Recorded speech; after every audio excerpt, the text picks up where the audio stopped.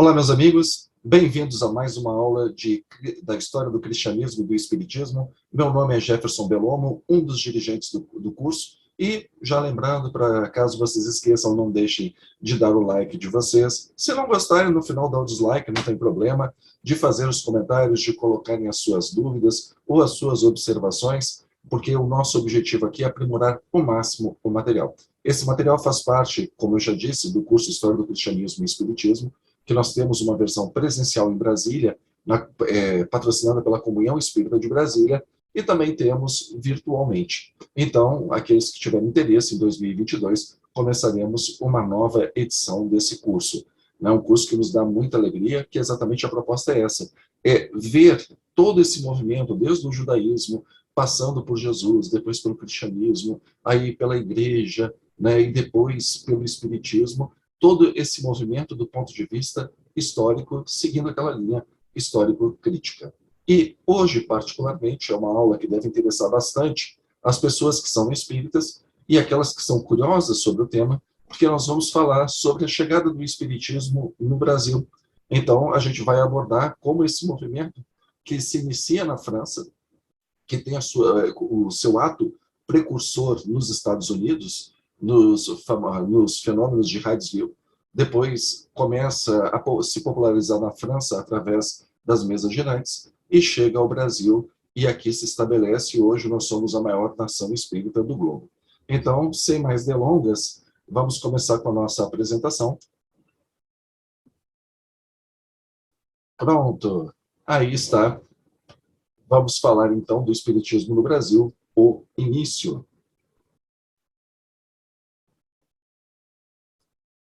Os objetivos da nossa aula são estes, nesses 4 objetivos: apresentar a chegada do espiritismo no Brasil, descrever os principais protagonistas e grupos espíritas, mostrar as dificuldades encontradas pelo movimento espírita brasileiro e entender o sucesso do espiritismo no Brasil em relação a outros países. Aqui nós vamos abordar de forma secundária as crises internas do movimento espírita e também a perseguição sofrida pelo movimento espírita em nossas terras. Mas é só de uma forma lateral. Não é o objetivo da nossa aula, para isso nós teremos aulas específicas. O nosso foco aqui é falar exatamente como o espiritismo se estabelece no Brasil. Então, essa parte das perseguições sofridas pelo movimento espírita, essa parte das dissensões do movimento espírita, nós vamos aprofundar, né, com aulas específicas sobre esse tema, tá ok? Uma das coisas que é importante nós entendermos é o espiritismo, quando chega no Brasil, ele já chega com ele já tem ele já encontra um caldo cultural. E eu sei que para muitas pessoas pode parecer chavão, né, utilizar a chamada Conto das Três Raças, né, que ficou muito conhecido com o famoso Darcy Ribeiro, mas eu acredito que, de uma forma simplista, ele ajuda que a gente possa entender exatamente o espiritismo, ele chega e encontra que solo para esse se estabelecer, para que ele possa se estabelecer. Essas características étnicas dos povos que aqui habitavam, né, a relação que eles tinham entre os chamados vivos e mortos, como isso se sedimentou na nossa cultura, porque tudo isso vai impactar na forma como nós brasileiros entendemos o espiritismo. Então vamos começar, né, pelos povos originários das nossas terras, por assim dizer, que também eles vieram de outras terras para cá, que são os indígenas. Os indígenas acreditavam em deuses responsáveis pelos fenômenos da natureza. Eles temiam um espírito mau chamado Anhangá, que era uma figura matreira, né, aterrorizante, que eles tinham muito medo, porque trazia bastante azar para quem fosse possuído ou quem fosse tentado por Anhangá.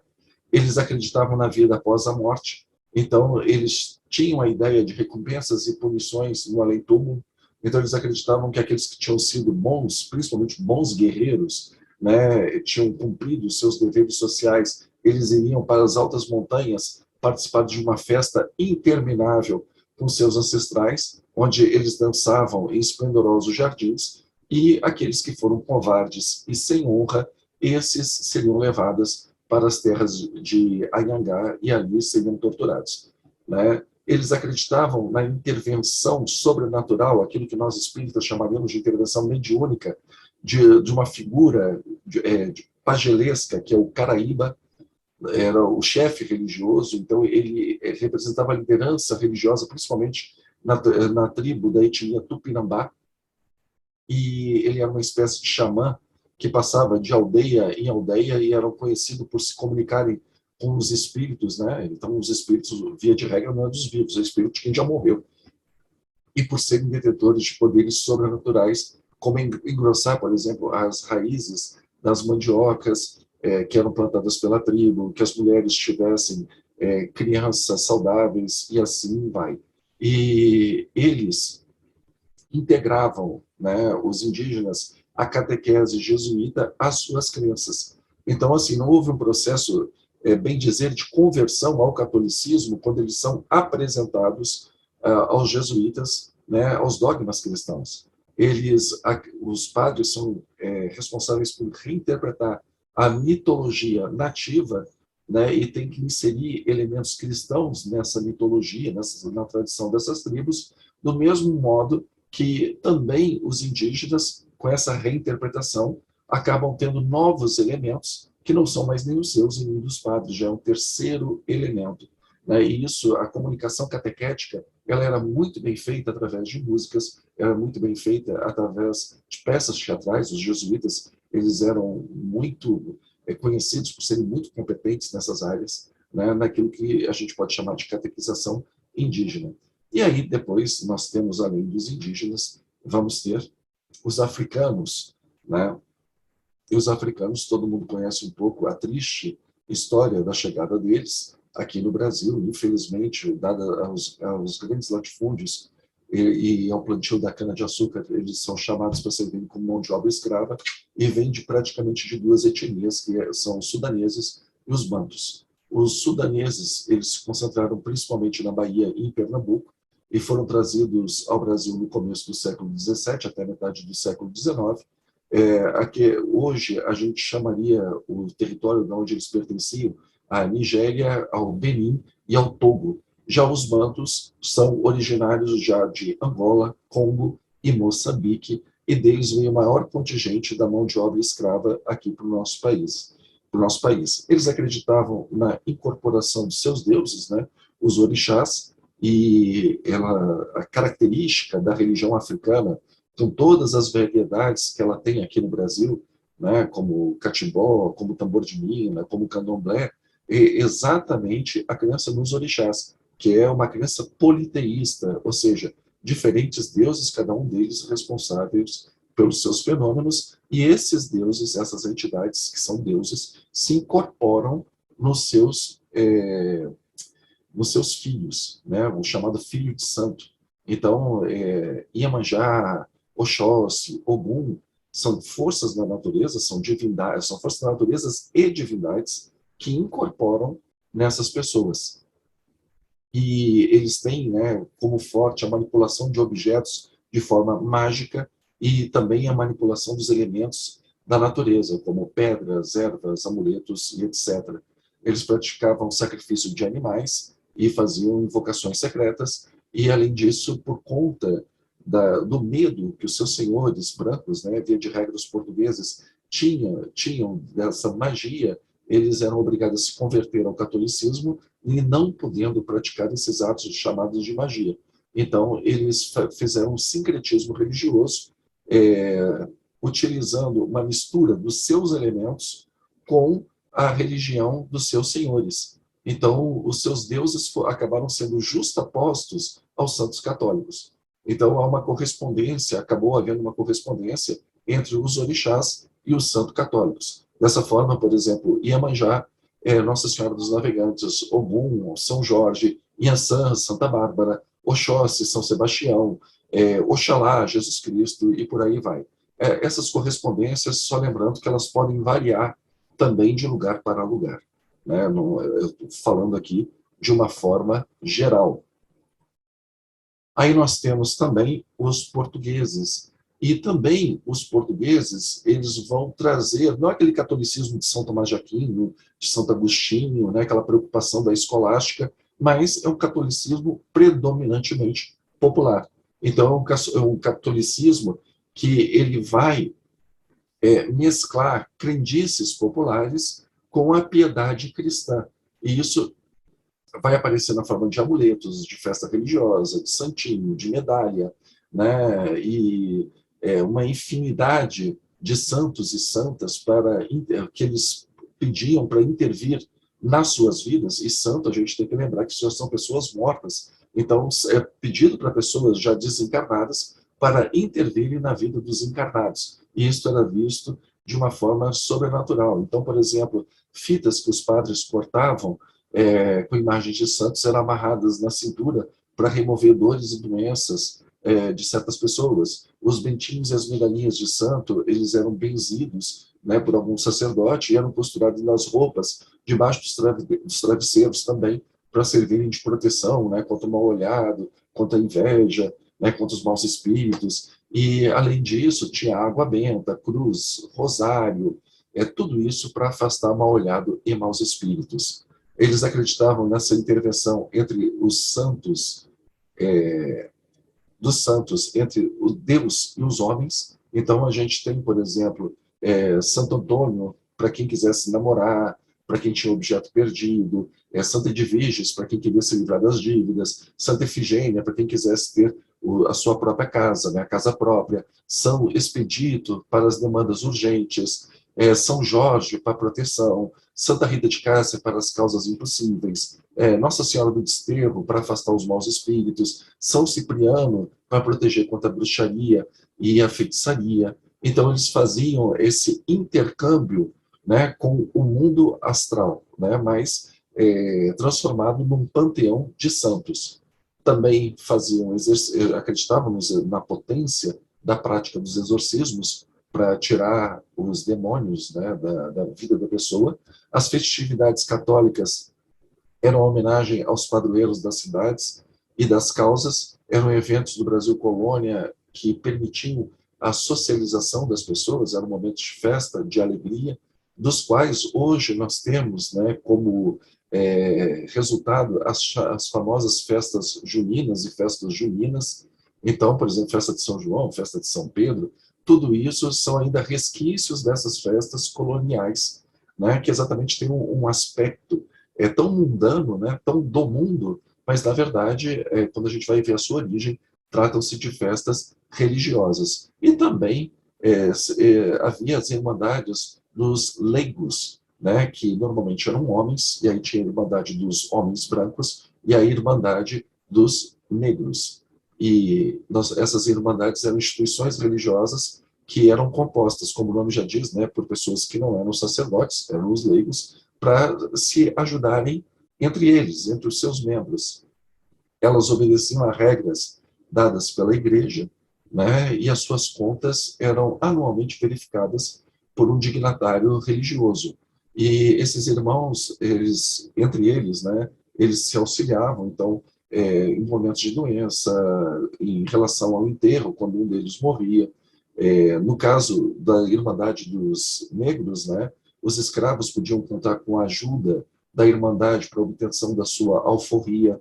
E é interessante, por exemplo, no interior de Minas, né, se a gente for fazer aquele chamado circuito religioso, a gente vê as igrejas ali, tanto as igrejas construídas por patrocínio da Irmandade dos Brancos, quanto as igrejas patrocinadas pela Irmandade dos Negros. Essa, normalmente, as igrejas destinadas, né, a Nossa Senhora do Rosário, porque a Nossa Senhora do Rosário ela tem as suas contas, e nesse diálogo, né, nessa interposição entre religiões africanas e religiões brancas, a religião cristã, nós vamos ter essas contas, as contas do jogo de búzios sendo transformado no rosário de Nossa Senhora. Então, essas irmandades faziam as suas igrejas, tinham as suas práticas, né, e foram muito importantes na época do Brasil colonial.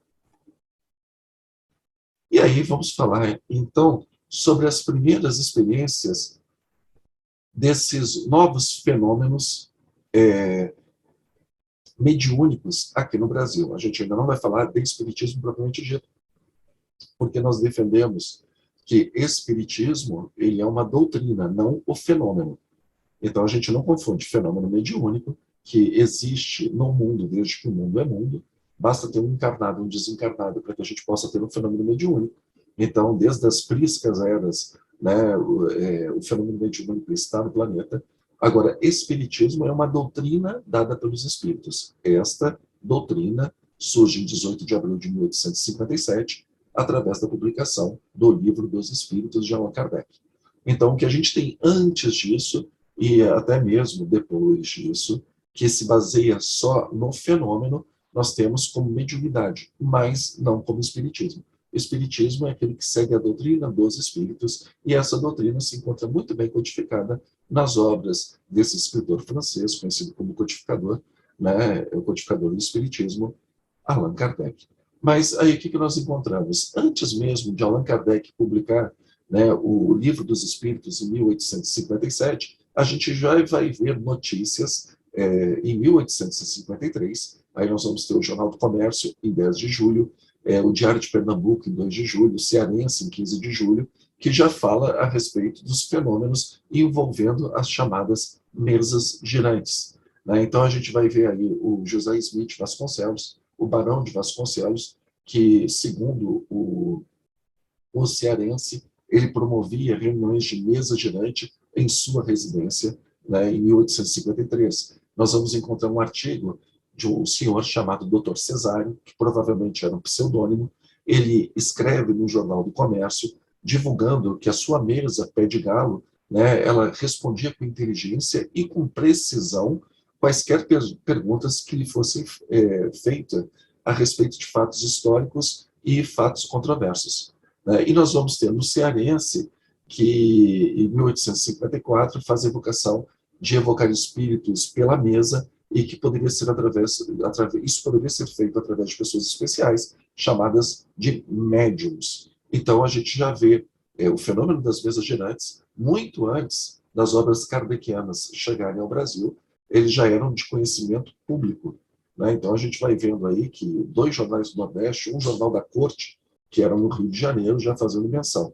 E também a gente vai ter, em 1853, os fenômenos provocados na casa de Melo Moraes, um homeopata historiador brasileiro, que fazia também essas reuniões de mesas girantes, das quais frequentava, essas reuniões eram frequentadas pela nata da corte carioca. Então nós vamos ter como frequentadores o Marquês de Olinda, o Visconde de Uberaba, o Barão de Caiuru, o general Pedro Pinto, né, o Dr. Assis e outras eminentes figuras do Brasil Império. E o Dr. Melo de Moraes, ele era um intelectual muito produtivo, conhecido na corte, havendo publicado mais de 50 livros sobre diversos assuntos, como história do Brasil, política internacional, medicina, homeopatia, gramática, religião, biografias e outros temas. O homem era aquilo que a gente chama de polimata, ou polímata, né? Uma pessoa que tem conhecimento profundo sobre diversas áreas do saber. Sigamos.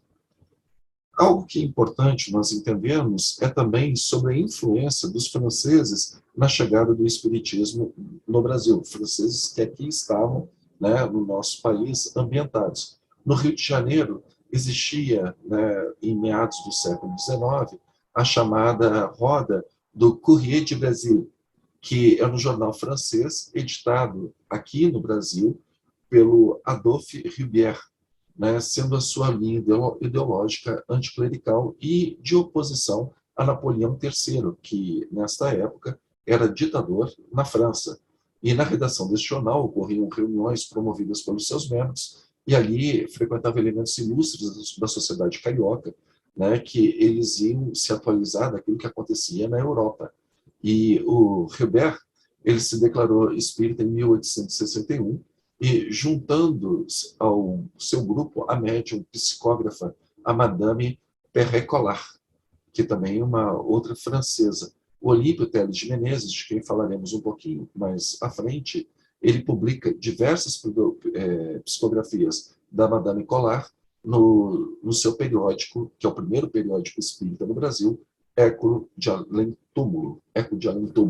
E essa roda de intelectuais que esse jornal patrocinava buscavam estar debatendo temas da moda. Um desses temas surgiu em 1857, foi o Espiritismo, como a gente já falou, né, pela publicação do Livro dos Espíritos, pelo fenômeno da mesa girante, que acontecia lá nos salões da França, e essas e outras questões eram motivo de curiosidade intelectual entre os seus frequentadores. E, para a gente ter uma ideia, uma das pessoas que era um assíduo frequentador da roda do Correio do Brasil é o nosso querido Machado de Assis, né? E outra presença era o professor Casimir Litot, que era um pedagogo e dono do famoso Colégio Francês, que vai desempenhar um papel de pioneirismo no espiritismo brasileiro.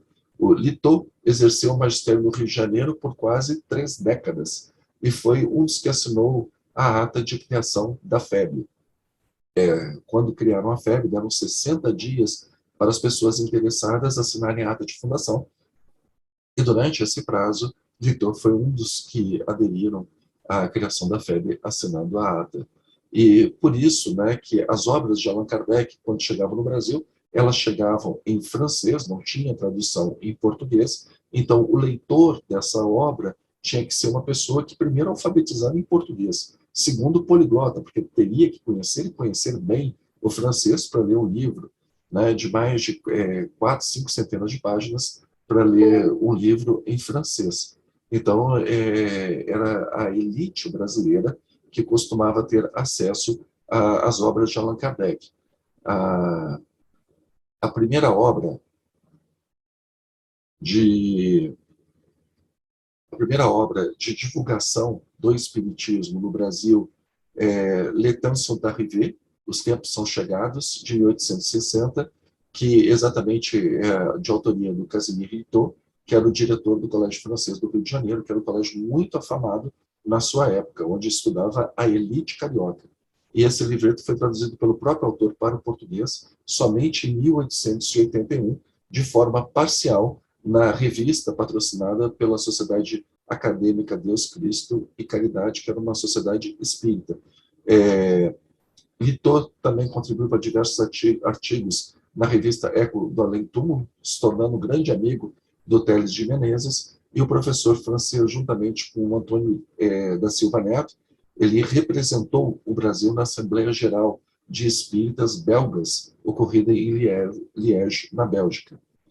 Em 1862, o senhor Alexandre Camus publicou em língua portuguesa o Espiritismo na sua expressão mais simples, exposto sumário do ensino dos espíritos das suas manifestações, que era uma tradução da obra de Allan Kardec, com autorização do Allan Kardec para verter a sua obra para o português. Camus era professor em Paris, foi membro da Sociedade Parisiense dos Espíritas e era amigo de Kardec. Ele morou no Brasil de 1842 a 1846. Essa brochura foi impressa inicialmente em Portugal e somente em 1866, né, 4 anos após ela ter sido publicada em Portugal, ela foi impressa no Brasil pela editora Paulista Tipografia Literária. E aí nós vamos falar sobre o grande pioneiro, de certa forma até esquecido no movimento espírita nacional, que é o nosso querido Luiz Olímpio Teles de Menezes, que era um professor, um intelectual, um jornalista baiano, fundador do primeiro jornal e do primeiro centro espírita no Brasil.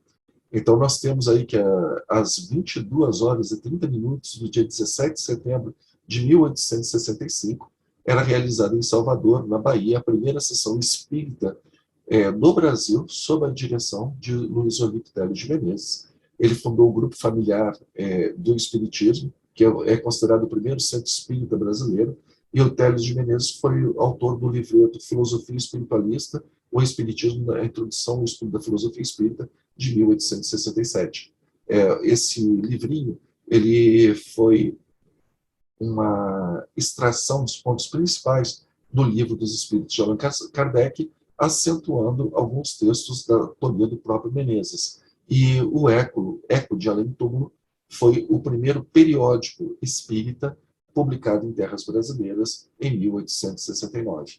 E foi interessante porque nós vamos ter, né, o arcebispo da Bahia, Dom Manuel Joaquim da Silveira ele lançou uma pastoral contra o espiritismo, que tinha o nome Os Erros Perniciosos do Espiritismo, e Telles de Menezes respondeu de forma a carta, defendendo o espiritismo, em forma de carta aberta ao público, ressaltando os erros do arcebispo ao analisar a doutrina espírita. E depois ele acaba publicando o Eco de Além Túmulo exatamente para ele ter o seu espaço para não só divulgar o espiritismo, como defender o espiritismo do ataque dos seus adversários. E ele foi uma figura central nas nossas terras, né, para que a gente trouxesse o espiritismo para os holofotes. E ele era um grande intelectual da Bahia, né? Então, os seus artigos que estavam no Diário da Bahia chegaram às mãos do próprio Kardec, que comentou na Revue Spirite de novembro de 1865 a respeito do espiritismo em terras brasileiras. Vamos falar agora um pouquinho de dois grandes expoentes espíritas aqui no Brasil, que pouca gente conhece. O primeiro o primeiro é o Manuel José de Araújo Porto Alegre, o Barão de Sant'Angelo, que era um intelectual e artista do mais alto valor. Ele foi aluno do pintor francês Jean-Baptiste Debré e foi diretor da Imperial Academia de Belas Artes entre 1854 e 1857. Ele foi amigo da família imperial, né? Então ele frequentava os salões da corte de Dom Pedro II. Ele foi diplomata brasileiro na Prússia e lá ele deu um passeio de lá, ele foi passear em Paris e conheceu pessoalmente Allan Kardec, de quem ele recebeu um exemplar da Revue Spirit, das próprias mãos do codificador, né? E ele realizava sessões espíritas em casa. Porto Alegre, ele era uma pessoa de grande influência nacional. Ele foi um dos como diretor da Academia de Belas Artes, né? Ele foi um grande influenciador de pintores como Pedro Américo, autor daquele quadro belíssimo, Independência ou Morte, e do Batalha do Havaí, e de Vitor Meirelles, autor daquela primeira missa do Brasil. Então, eles tinham o Barão de Santo Ângelo, né, o Manuel de José de Araújo Porto Alegre, como referência. Em 1867, Porto Alegre enviou a Dom Pedro II um memorial de sua autoria sobre como poderia ser feita a extinção gradual da escravidão no Brasil, e o Brasil e o abolicionismo e a ideia de se instaurar uma república são demandas que vão andar sempre juntas, né, nesse final do século XIX, começo do século XX. Em 1865, ele, quando era diplomata em Dresden, na Alemanha, ele escreve uma carta para o seu amigo Joaquim Manuel Macedo, aquele autor do livro A Moreninha, que era professor dos filhos da princesa Isabel, da qual ele se declara espírita e diz que recebeu várias psicografias do plano espiritual e respondiam a uma demanda da princesa Isabel, que queria saber quem era o seu espírito protetor, né? Essa carta se encontra arquivada no Arquivo Nacional no Rio de Janeiro, contém 12 páginas, e ela foi publicada na íntegra no livro Barão de Santo Ângelo, O Espírita na Corte, da editora Lorenz, né, autoria do jornalista Paulo Roberto Viola. E nós vamos também ter aí, em 20 de junho de 1878, o jornal A Província de São Paulo publica um artigo revelando que o doutor José Bonifácio Ribeiro de Andrade, o moço, que era neto do José Bonifácio de Andrade de Silva, patriarca da independência do Brasil, que ele, o moço, né, José Bonifácio Moço, era espírita e estava fazendo sessões em sua residência e trabalhando pela divulgação da doutrina. Seguindo, e aí nós vamos ter o primeiro grupo espírita na corte brasileira, que é o chamado grupo Confúcio, né? A gente vai ver que a partir de 1870 começam a se reunir vários grupos de estudo e práticas espíritas, dos quais muitos possuíam, né, o seu próprio periódico, faziam parte desse grupo médicos, advogados, políticos, engenheiros, funcionários públicos, né, militares, autônomos, porque, como eu falei, pessoas alfabetizadas na segunda metade do século XIX aqui no Brasil eram muito poucas. Pessoas poliglotas, então, né, que dominassem o francês, para ler Kardec em francês era um número muito menor ainda.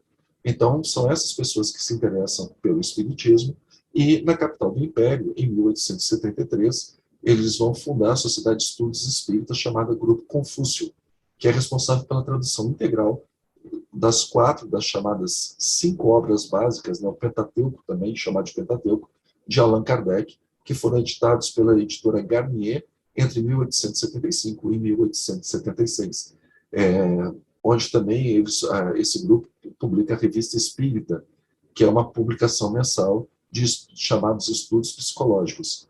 Essa sociedade, Grupos Espíritas Confúcio, construiu-se a primeira comunidade com orientação espírita na corte, tinha por orientação: sem caridade não há salvação, sem caridade não há o verdadeiro espírita, que é uma máxima que a gente encontra nas obras de Kardec. Seus trabalhos eram conduzidos por Antônio da Silva Neto e por Francisco Leite Bittencourt Sampaio. O nome não é uma homenagem, apesar de, né, nos remeter ao filósofo chinês, o nome não é uma homenagem a este filósofo, mas a um espírito que vinha desde muito tempo ensinando elevados princípios de moral nos trabalhos, principalmente ao Dr. Francisco Siqueira Dias Sobrinho, presidente daquela associação. Então, esse espírito utiliza um pseudônimo chamado Confúcio, e o grupo acaba levando o seu nome. Entre os médiuns desse grupo, nós vamos lá ver a Madame Pinet, que recebeu uma mensagem psicografada atribuída a Allan Kardec, no intuito de encorajar os trabalhos desse grupo, né? E o Grupo Confúcio é dada notícia do Grupo Confúcio ao Pierre Gaëtan Lemarie, que era o continuador das obras de Kardec lá em Paris, para que ele tivesse conhecimento, né, do espiritismo aqui no Brasil, e isso é colocado na Revista Espírita Francesa. E é no Grupo Confúcio que, pela primeira vez, o chamado espírito do anjo Ismael teria se apresentado, né, dizendo que era o guia do espiritismo no Brasil. E tanto que no Grupo Confúcio ele expressa no seu estatuto que o seu espírito protetor, isso está no artigo 28 do estatuto do Grupo Confúcio, ele é escolhido como espírito protetor, o anjo Ismael, né, escolhido como espírito protetor do Grupo Confúcio. Eles também praticavam a homeopatia, e lembrando que naquela época a homeopatia era chamada de curandeirismo por muitos médicos, né, pela medicina oficial, e também aplicavam os chamados passes magnéticos. Segundo Canuto Abreu, que é um grande pesquisador espírita, já falecido, o passe magnético ele entra no espiritismo aqui no Brasil não através dos espíritas, mas através dos médicos homeopatas. E como nós vamos ter bastante médicos homeopatas fazendo parte do movimento espírita, é através desses médicos homeopatas que a gente vai ter a presença do magnetismo, que depois vai ser resumida no passe espírita. Integravam também o Grupo Confúcio o Casimir Litot e a Madame Perret-Collard. Em 1875, o Grupo Confúcio lançou a Revista Espírita, que é uma publicação mensal, e a ideia era fazer nos mesmos moldes da Revue Spirit francesa, né, que se revestiu de um caráter, mas aqui no Brasil se revestiu de um caráter predominantemente religioso, teve curta duração, mas foi a primeira revista de orientação espírita no Rio de Janeiro.